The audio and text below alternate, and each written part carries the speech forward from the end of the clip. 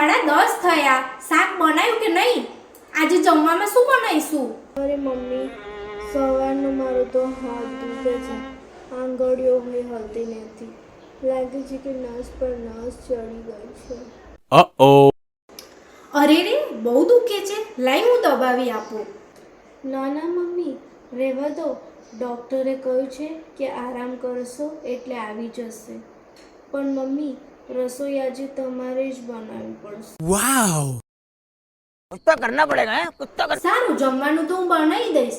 પણ તારા સસરાનો ફોન આવ્યો તો કે એ છે ને એક શહેરમાં ગયા છે, તો ત્યાંથી તારા માટે સોનાની વીંટી લેતા આવશે. Oh my god. સોનાની વીંટી? બતાવો ને કઈ ડિઝાઇન છે. અરે બેટા, તારો તો હાથ દુખતો હતો ને, આટલી સ્પીડમાં ઊભી કેમ નહીં થઈ ગઈ? અને આંગળીઓ તો મસ્ત હાલે છે ને.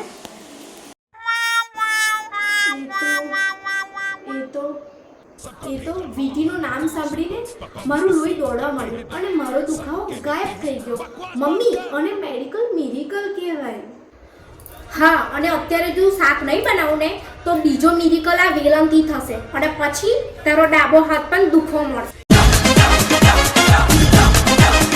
અરે ના મમ્મી, હું તો મજાક કરતી હતી. જો આ બટાકા છોલાનું મેં પણ શરૂ પણ કરી દીધું છે.